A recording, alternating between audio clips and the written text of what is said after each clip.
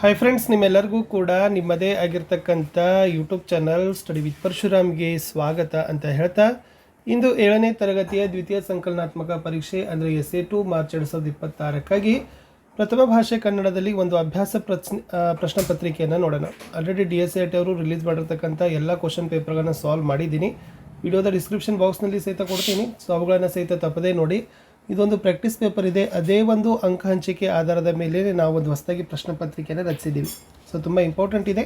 So ಇನ್ನೊಂದು ಪ್ರಶ್ನೆ ಪತ್ರಿಕೆಯನ್ನು ಪ್ರತಿ ವಿಷಯದಲ್ಲಿ ಇನ್ನೂ ಎರಡೆರಡು ಪ್ರಶ್ನೆ ಪತ್ರಿಕೆಗಳನ್ನು ನಿಮಗೆ ಶೇರ್ ಮಾಡ್ತೀನಿ ಅಂತ ಹೇಳ್ತಾ, ವಿಡಿಯೋನ ಲೈಕ್, ಶೇರ್ ಮತ್ತು ಸಬ್ಸ್ಕ್ರೈಬ್ ಮಾಡೋದನ್ನು ಮಾತ್ರ ಮರೆಯದಿರಿ. ಸೊ ಶುರು ಮಾಡೋಣ ಇವತ್ತಿನ ಪ್ರಶ್ನೆ ಪತ್ರಿಕೆ. ಫಸ್ಟ್ ಬಹು ಆಯ್ಕೆ ಪ್ರಶ್ನೆ ಪತ್ರಿಕೆಯಲ್ಲಿ ಟೋಟಲಿ 3 ಇತ್ತು. ಮೊದಲ ಪ್ರಶ್ನೆ ಇತ್ತು, ಛಂದಸ್ಸಿನ ಭಾಷೆಯಲ್ಲಿ ಗುರು ಗುರುತಿಸಲು ಬಳಸುವ ಚಿಹ್ನೆ ಅಂತ ಕೇಳಿದ್ದಾರೆ. ಅವರು ಮುಂಚೆ ಲಘು ಕೇಳಿದರು, ಸೊ ಇದು ಲಘು ಇದೆ, ಓಕೆನಾ. ಇದು ಗುರು ಇದೆ, ಸೊ ಅದನ್ನು ನಾವೇನು ಮಾಡಿದ್ದೀವಿ, ಸ್ವಲ್ಪ ಚೇಂಜ್ ಮಾಡಿದ್ದೀವಿ. ಸೊ ಇದು ಕೂಡ ನಿಮಗೆ ಏನಾಗ್ಬೋದು, ವಿಶೇಷವಾಗಿರ್ತಕ್ಕಂಥ ಪ್ರಶ್ನೆ.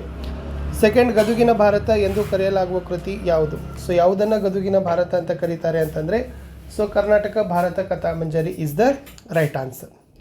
ಮೂರನೇ ಪ್ರಶ್ನೆ, ಗುಂಪಿಗೆ ಸೇರದ ಪದ ಗುರುತಿಸಿರಿ ಅಂತ ಕೇಳಿದರೆ ದೇವಕಿ, ವಸುದೇವ, ನಂದ, ಕಂಸ. ಅವರು 3 ಉತ್ತರ LBAದಲ್ಲಿ ಕೊಟ್ಟಿದ್ದಾರೆ, ಕಂಸ ಅಥವಾ ನಂದ ಅಥವಾ ದೇವಕಿ ಅಂತ. ಸೊ ಅದನ್ನು ಕೂಡ ಸ್ವಲ್ಪ ನೋಡಿಕೊಡ್ರಿ. ಇನ್ನು ಬಿಟ್ಟ ಸ್ಥಳಗಳನ್ನು ತುಂಬಲಿಕ್ಕೆ 3 ಪ್ರಶ್ನೆಗಳಿತ್ತು. ಹೆಂಗಸು ಪದದ ಬಹುವಚನ ರೂಪವನ್ನು ಕೇಳಿದ್ದಾರೆ. ಸೊ ಹೆಂಗಸು ಅಂತಕ್ಕಂಥ ಪದದ ಬಹುವಚನ ರೂಪ ಅಂದರೆ ಅದು ಹೆಂಗಸರು ಅಂತಕ್ಕಂಥದ್ದು ಸರಿಯಾದ ಉತ್ತರ ಇತ್ತು. 5ನೇ ಪ್ರಶ್ನೆ, ಗಾದೆ ಮಾತನ್ನು ಪೂರ್ಣ ಮಾಡಬೇಕು. ಅಲ್ಪನಿಗೆ ಐಶ್ವರ್ಯ ಬಂದರೆ ಅಂತ ಕೇಳಿದ್ದಾರೆ. ಸೊ ಅರ್ಧರಾತ್ರಿಯಲ್ಲಿ ಕೊಡೆ ಹಿಡಿದರಂತೆ ಅಂತಕ್ಕಿತ್ತು. ಇದು ಗಾದೆ ಮಾತಿಗೆ ಸಂಬಂಧಪಟ್ಟಿರ್ತಕ್ಕಂಥ ಪ್ರಶ್ನೆ ಇತ್ತು, ಓಕೆನಾ. ನೆಕ್ಸ್ಟ್, ಅಹವ ಪದದ ಹೊಸಗನ್ನಡ ರೂಪ ಅಂತ ಕೇಳಿದ್ದಾರೆ. ಸೊ ಅಹವ ಪದದ ಹೊಸಗನ್ನಡ ರೂಪ ಯುದ್ಧ ಇಸ್ ದ ರೈಟ್ ಆನ್ಸರ್.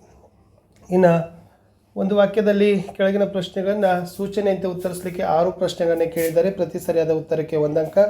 6 ಪ್ರಶ್ನೆ 6 ಅಂಕ. ಪ್ರಶ್ನೆ 7, ಶಾಂತಿ ಇದರ ವಿರುದ್ಧಾರ್ಥಕ ಪದ ಬರೆಯಿರಿ ಅಂತ ಕೇಳಿದ್ದಾರೆ. ಸೊ ನಿಮಗೆ ಗೊತ್ತಿದೆ, ಶಾಂತಿ ಪದದ ವಿರುದ್ಧಾರ್ಥಕ ಪದ ಅಶಾಂತಿ ಈಸ್ ದ ರೈಟ್ ಆನ್ಸರ್. ಇನ್ನು 8ನೇ ಪ್ರಶ್ನೆ, ಆರ್ದ್ರತೆ ಪದದ ಅರ್ಥವನ್ನು ಬರೀರಿ ಅಂತ ಕೇಳಿದ್ದಾರೆ. ಸೊ ಆರ್ದ್ರತೆ ಅಂತಕ್ಕಂಥ ಪದದ ಅರ್ಥ ಬರೆದಾಗ ಏನಾಗ್ತದೆ, ತೇವಾಂಶ ಅಥವಾ ನೀರಿನ ಅಂಶ ಅಂತ ಬರಿತೀವಿ. 9ನೇ ಪ್ರಶ್ನೆ, ತಾಯಿ ಈ ಪದದ ಪುಲ್ಲಿಂಗ ರೂಪ ಬರೀರಿ ಅಂತ ಕೇಳಿದ್ದಾರೆ. ಸೊ ತಾಯಿ ಪದದ ಪುಲ್ಲಿಂಗ ರೂಪ ತಂದೆ. ಪ್ರಶ್ನೆ 10, ಹಿಂಬಾಲಿಸು ಈ ಪದವನ್ನು ಬಳಸಿ ಸ್ವಂತ ವಾಕ್ಯವನ್ನು ರಚಿಸಿರಿ ಅಂತ ಕೇಳಿದ್ದಾರೆ. ಸೊ ಹಿಂಬಾಲಿಸು ಅಂತಕ್ಕಂಥ ಪದವನ್ನು ಸ್ವಂತ ವಾಕ್ಯದಲ್ಲಿ ಬಳಸಿದಾಗ ಪೊಲೀಸರು ಕಳ್ಳರನ್ನು ಹಿಂಬಾಲಿಸಿದರು ಅನ್ನೋದನ್ನು ನೀವೇನು ಮಾಡ್ಬೋದಾಗಿತ್ತು, ಬರಿಬೋದು. 11ನೇ ಪ್ರಶ್ನೆ, ಭಾರತದಲ್ಲಿ ಎಷ್ಟೊಂದು ಭಾಷೆಗಳು? ಈ ವಾಕ್ಯದಲ್ಲಿ ಬಳಸಬಹುದಾದ ಲೇಖನ ಚಿಹ್ನೆ ಅಂತ ಕೇಳಿದ್ದಾರೆ. ಸೊ ಇದನ್ನು ಭಾವಸೂಚಕ ಚಿಹ್ನೆ ಅನ್ನೋದನ್ನು ಕೂಡ ನೀವೇನು ಮಾಡ್ಬೋದಿತ್ತು, ಬರಿಬೋದು. ಇನ್ನು ಊರಲ್ಲಿ ಅಂತಕ್ಕಂಥ ಪದ ಬಿಡಿಸಿದಾಗ ಏರ್ಪಡುವ ಸಂಧಿ ಅಂತ ಕೇಳಿದ್ದಾರೆ. ಸೊ ಊರಲ್ಲಿ ಅಂತಕ್ಕಂಥ ಪದವನ್ನು ಬಿಡಿಸಿದಾಗ ಅದರಲ್ಲಿ ಲೋಪಸಂಧಿ ಅಂತಕ್ಕಂಥದ್ದು ಏನಾಗ್ತದಪ್ಪ ಅಂದರೆ ಆಗ್ತದೆ. ಇನ್ನು 2 ಮಾರ್ಕರ್ ಕ್ವಶನ್. ಪ್ರಶ್ನೆ 13, ಚಗಳು ಇರುವೆ ಶತ್ರುವನ್ನು ಹೇಗೆ ಎದುರಿಸುತ್ತವೆ ಅಂತ ಕೇಳಿದ್ದಾರೆ. ಚಗಳು ಇರುವೆಗಳು ಶತ್ರುವನ್ನು ನೋಡಿ ಓಡುವುದಕ್ಕೆ ಬದಲಾಗಿ ತಿರುಗಿ ನಿಂತು ಕಚ್ಚಲು ಸಿದ್ಧವಾಗುತ್ತವೆ ಹಾಗೂ ತನ್ನ ಹಿಂಭಾಗವನ್ನೆತ್ತಿ ಹೊಟ್ಟೆ ಅಡಿಯಲ್ಲಿರುವ ಗ್ರಂಥಿಗಳಿಂದ ಅಪಾಯದ ಫಿರ್ಮೋನ್ ಎಂಬ ರಾಸಾಯನಿಕವನ್ನು ಗಾಳಿಯಲ್ಲಿ ಸಿಂಪಡಿಸಿ ಕೆಲವೇ ಕ್ಷಣಗಳಲ್ಲಿ ಸುತ್ತಮುತ್ತ ಇರುವ ಎಲ್ಲ ಚಗಳಿ ಇರುವೆಗಳಿಗೂ ಯುದ್ಧ ಸನ್ನದ್ಧರಾಗುವಂತೆ ಒಗ್ಗಟ್ಟಾಗುವಂತೆ ಮಾಡ್ತವೆ ಅಂತ ಉತ್ತರ ಇತ್ತು. ಇದು ಇಂಪಾರ್ಟೆಂಟ್. ಇನ್ನು 14ನೇ ಪ್ರಶ್ನೆ, ಅಷ್ಟಮಿಯ ರಾತ್ರಿ ಹುಟ್ಟಿದ ಮಕ್ಕಳನ್ನು ಕಂಸ ಏನು ಮಾಡಿದ ಅಂತ ಕೇಳಿದ್ದಾರೆ.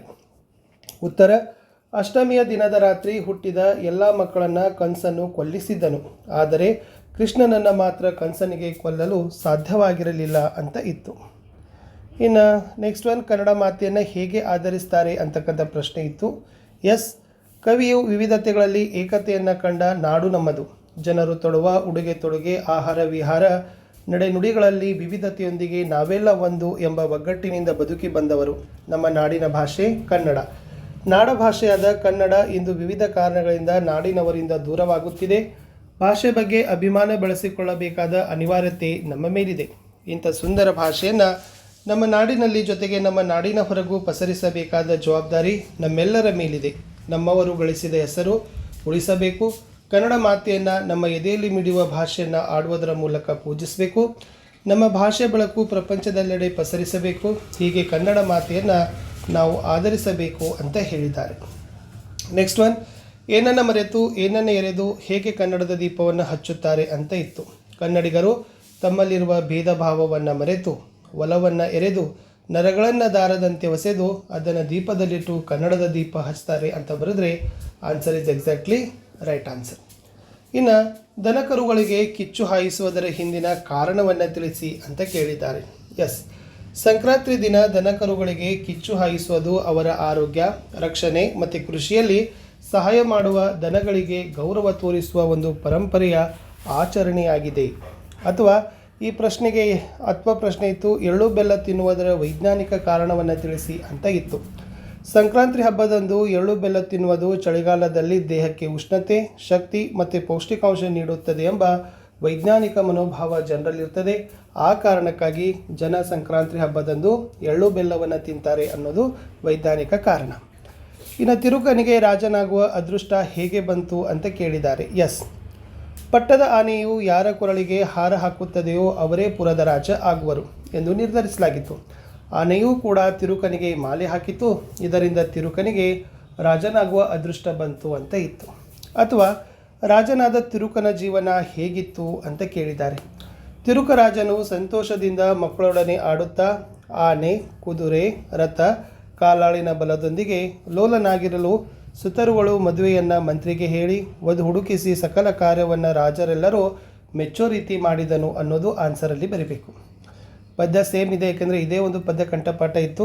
ಜಾತಿ ಮತ ಪಂಥಗಳ ಹುಟ್ಟುರುಹಿ ಮನುಜಮತ ಮೆರೆಸುವೆವು ಮೂರು ಬಣ್ಣದ ಗುಡಿಯ ಹಿಡಿದು ಸರ್ವರಿಗೂ ಸಮನಾವು ಮನದುಂಬಿ ದನಿಯೆತ್ತಿ ಹಾಡುವೆವು ಬಿಡುಗಡೆಯ ಒಕ್ಕೊರಲ ಹಾಡು ಅಂತ ಇದೆ. ಇದರ ಸಂದರ್ಭಗಳನ್ನು ಸ್ವಲ್ಪ ಇದು ಬಿಲ್ಲ ಹಬ್ಬ ಅಂತ ಅನ್ಸುತ್ತೆ, ಫಸ್ಟ್ ಲೆಸನ್ನು. ಅದರ ಚೆನ್ನಾಗಿ ಪಾಠದಲ್ಲಿರ್ತಕ್ಕಂಥ ವಾಕ್ಯವನ್ನು ಯಾರು ಯಾರಿಗೆ ಹೇಳಿದರು ನೋಡಿ. ಆಮೇಲೆ ಇದು ಬಾಲ ನೀವ ನಿನ್ನೆದುರು ದುಗುಡುವ ತಳಲಾಗುವುದು, ಅದು ಕೂಡ ಎಲ್ ಬಿ ಎದಲ್ಲಿರ್ತಕ್ಕಂಥ ಒಂದೇ ಒಂದು ಪ್ರಶ್ನೆ ಇತ್ತು. ಸೊ DSRT ಕ್ವಶನನ್ನೇ ಇಲ್ಲಿಟ್ಟಿರೋದು, ಅದನ್ನು ಸ್ವಲ್ಪ ಚೇಂಜ್ ನೀವುಗಳು ಕೂಡ ರೆಫರ್ ಮಾಡಿಕೊಡ್ರಿ. ಅರಸನೇ ಅಂಕೆ ಇಲ್ಲ, ದೆವ್ವದ ಕಾಟವಿಲ್ಲ, ಕಂಸ ವಸುದೇವನಿಗೆ ಹೇಳ್ತಾನೆ. ಆಮೇಲೆ ಬಾಲ ನೀವ ನಿನ್ನೆದುರು ದುಗುಡುವ ತಾಳಲಾಗದು ಬೊಪ್ಪ, ಈ ಮಾತು ಅಭಿಮನ್ಯು ಧರ್ಮರಾಯನಿಗೆ ಹೇಳ್ತಾನೆ ಅನ್ನೋದೇ ಇತ್ತು. ಇನ್ನು ಪ್ರಸ್ತಾರ ಹಾಕಲಿಕ್ಕೆ ನಿಮ್ಮ ಟೆಕ್ಸ್ಟ್ ಬುಕ್ನಲ್ಲಿ ಬಹಳ ಸಾಲುಗಳಿದ್ದಾವೆ. ಸೊ ಅಲ್ಲಿಂದ ನಾನು ಒಂದು ಸಾಲ ತೊಗೊಂಡು ಘನ ವಿಂಗಡಣೆ ಮಾಡಿದ್ದೀನಿ. ನಿಮಗೇನು ಘನ ವಿಂಗಡಣೆಯನ್ನು ಕೊಡ್ಬೋದು ಅಥವಾ ಕೊಡದೇನಿರ್ಬೋದು. ಸೊ ರಜೆಯ ಗೌಜಿ ಮುಗೀತಲ್ಲ ಅಂತ ಒಂದು ಸಿಂಪಲ್ ಆಗಿರ್ತಕ್ಕಂಥ ಸೆಂಟೆನ್ಸ್ ಕೊಟ್ಟಿದ್ದೆ ಪ್ರಸ್ತಾರ ಹಾಕಲಿಕ್ಕೆ. ಸೊ ಅದನ್ನು ನೀವುಗಳು ಕೂಡ ನಿಮ್ಮ ಟೆಕ್ಸ್ಟ್ ಬುಕ್ಕಲ್ಲಿದ್ದಾವೆ. ಓಕೆ, ಕನ್ನಡ ಭಾಗ 2 ಟೆಕ್ಸ್ಟ್ ಬುಕ್ಕಲ್ಲಿ ವಿಶೇಷವಾಗಿರ್ತಕ್ಕಂಥ ಪ್ರಸ್ತಾರ ಹಾಕಲಿಕ್ಕೆ ಬಹಳ ಸಾಲುಗಳು ಕೊಟ್ಟಿದ್ದಾರೆ. ಅದನ್ನು ಪ್ರಾಕ್ಟೀಸ್ ಮಾಡಿದರೆ ಖಂಡಿತವಾಗಿ ಅಲ್ಲಿ 2 ಮಾರ್ಕ್ಸ್ ನೀವು ತೊಗೋತೀರಿ. ಇನ್ನು ದ ಲಾಂಗ್ ಕ್ವಶನಲ್ಲಿ ಮೊಸಳೆ ಮತ್ತು ಹಾವುಗಳ ಸಂರಕ್ಷಣೆಗಾಗಿ ಸರ್ಕಾರ ಕೈಗೊಂಡಿರುವ ಕ್ರಮಗಳು ಅಂತ ಇತ್ತು. ಇದು ಪರಿಸರ ಸಮತೋಲನ ಪಾಠದಲ್ಲಿರ್ತಕ್ಕಂಥ ಲಾಂಗ್ ಕ್ವಶನ್ ಇತ್ತು. ಸೊ ಬನ್ನೇರ ಘಟ್ಟದಲ್ಲಿ ಮೊಸಳೆಗಾಗಿ ಮಾಡಿದ ಆಲಯದಲ್ಲಿ ಮೊಸಳೆಗಳ ಪಾಲನೆ ಪೋಷಣೆ ಮಾಡುತ್ತಿದ್ದಾರೆ. ವಿಷಕಾರಿ ಹಾವುಗಳನ್ನು ಸಾಕುವ ಕೇಂದ್ರಗಳನ್ನು ಮುಂಬೈ ಮತ್ತು ಮದ್ರಾಸಿನಲ್ಲಿ ಪ್ರಾರಂಭಿಸಿ ಹಾವುಗಳ ಸಂರಕ್ಷಣೆ ಕೆಲಸ ನಡೀತಾ ಇದೆ ಅಂತ ಇತ್ತು. ಒಂದು ಸಿಂಪಲ್ ಪತ್ರ ಕೇಳಿದ್ದೀನಿ, ನಿಮ್ಮ ಊರಿನ ಬಡಾವಣೆಗೆ ಕುಡಿಯುವ ನೀರು ಸರಬರಾಜು ಅಂತ ಇದೆ. ಸೊ ಲಾಸ್ಟ್ ಬೀದಿ ರಸ್ತೆಗಳನ್ನು ಸರಿಪಡಿಸಬೇಕು ಅಂತ ಕೇಳಿದ್ರಲ್ವ. ಸೊ ಇವಾಗ ನಾನು ಬೀದಿ ದೀಪ ಸರಿಪಡಿಸುವಂತೆ ಕೇಳಿದರು. ಸೊ ಇವಾಗ ನಾನು ಕುಡಿಯುವ ನೀರು ಸರಬರಾಜು ಅಂತ ಕೇಳಿದ್ದೀನಿ. So just simple first date ಹಾಕಬೇಕು, ಆಮೇಲೆ ನಿಮ್ಮ ಹೆಸರು, ನಿಮ್ಮ ಬಡಾವಣೆ, ಊರು ಇವರಿಗೆ ಅಂತ ಹಾಕಿ. ಸೊ ಯಾರಿಗೆ ಪಂಚಾಯತಿ ಅಂದರೆ ಮಾನ್ಯ ಅಧ್ಯಕ್ಷರು, ಅಥವಾ ಪಂಚಾಯತಿ ಅಭಿವೃದ್ಧಿ ಅಧಿಕಾರಿ ಅಂತ ಕೇಳಿದರೆ ಮಾನ್ಯ ಪಂಚಾಯತಿ ಅಭಿವೃದ್ಧಿ ಅಧಿಕಾರಿಗಳು, ಗ್ರಾಮ ಪಂಚಾಯತಿ ತೇವರಟ್ಟಿ ಅಂತ ಬರೀರಿ. ಸೊ ಮಾನ್ಯರೇ ಅಂತ ಬರೋದು. ವಿಷಯ, ನಮ್ಮೂರಿನ ಬಡಾವಣೆಗೆ ಶುದ್ಧ ಕುಡಿಯುವ ನೀರಿನ ಸರಬರಾಜು ಮಾಡುವಂತೆ ಕೋರಿ. ಆವಾಗ ಪತ್ರದ ಒಡಲಿನಲ್ಲಿ ಏನು ಬರೀಬೇಕಂದ್ರೆ, ಮೇಲಿನ ವಿಷಯಕ್ಕೆ ಸಂಬಂಧಿಸಿದಂತೆ ತಮ್ಮಲ್ಲಿ ವಿನಂತಿಸಿಕೊಳ್ಳುವುದೇನೆಂದರೆ, ನಮ್ಮ ಕೃಷ್ಣ ಬಡಾವಣೆಯಲ್ಲಿ ಕಳೆದ ವಾರದಿಂದ ಕುಡಿಯುವ ನೀರಿನ ಗಂಭೀರ ಸಮಸ್ಯೆಯಾಗಿದ್ದು ದೈನಂದಿನ ಜೀವನ ದುಸ್ತರವಾಗಿದೆ. ಕಾರಣ ಕೂಡಲೇ ಕುಡಿಯುವ ನೀರು ಸರಬರಾಜು ಮಾಡಬೇಕಾಗಿ ವಿನಂತಿ, ಧನ್ಯವಾದಗಳೊಂದಿಗೆ. ಸೊ ಸ್ಥಳ ಕೃಷ್ಣ ಬಡಾವಣೆ ತೇವರಟ್ಟಿ. ಸೊ ತಮ್ಮ ವಿಶ್ವಾಸಿ ಪರಶುರಾಮ್ ಅಂತ ಬರೆದ್ರೆ ಇದು ಮನವಿ ಪತ್ರ ಇತ್ತು. ಇದರ ಬದಲಾಗಿ ಒಂದು ಚಿತ್ರ ಕೊಟ್ಟಿದ್ದೀವಿ. ಇದು ಪರಿಸರ ಸಮತೋಲನ ಪಾಠಕ್ಕೆ ಸಂಬಂಧಪಟ್ಟಂಥ ಚಿತ್ರ ಇತ್ತು. ಸೊ ನಿಮ್ಮ ಪುಸ್ತಕದಲ್ಲಿನೂ ಕೂಡ ಇದೆ. ಓಕೆನಾ, ಇದನ್ನು ಗಮನಿಸಿ ಅನಿಸಿಕೆಗಳನ್ನು 5-6 ವಾಕ್ಯಗಳಲ್ಲಿ ಕೇಳಿತ್ತು. ಸೊ ಸಿಂಪಲ್ ಬರಿಬೋದು. ಇದು ಕಾಡಿನ ಚಿತ್ರವಾಗಿದೆ. ಕಾಡಿನಲ್ಲಿ ಮನುಷ್ಯ ಬೇಟೆ ಮಾಡಲು ಬಂದಿದ್ದಾನೆ. ಮನುಷ್ಯನನ್ನು ಕಂಡು ಕಾಡು ಪ್ರಾಣಿಗಳು ಓಡಿ ಹೋಗುತ್ತಿವೆ. ಮನುಷ್ಯ ತನ್ನ ಸ್ವಾರ್ಥಕ್ಕಾಗಿ ಕಾಡಿನ ಮರಗಳನ್ನು ಕತ್ತರಿಸಿದ್ದಾನೆ. ಕಾಡಿನ ಪ್ರಾಣಿಗಳಲ್ಲಿ ಅನ್ಯೋನ್ಯತೆಯನ್ನು ಕಾಣಬಹುದು ಅಂತ ಇತ್ತು. ಇಷ್ಟು ಮಾಡೆಲ್ ಕ್ವಶನ್ ಪೇಪರ್ ಇತ್ತು. ಕ್ವಶನ್ ಪೇಪರ್ ಹೇಗಿದೆ ಅನ್ನೋದನ್ನು ಕಮೆಂಟ್ ಮಾಡಿ. ಸೊ ನಾನು ಸಿಗ್ತೀನಿ ಮತ್ತೆ ಹೊಸ ವೀಡಿಯೋದಲ್ಲಿ. ಅಂಟಿಲ್ ಟೇಕ್ ಕೇರ್, ಬಾಯ್.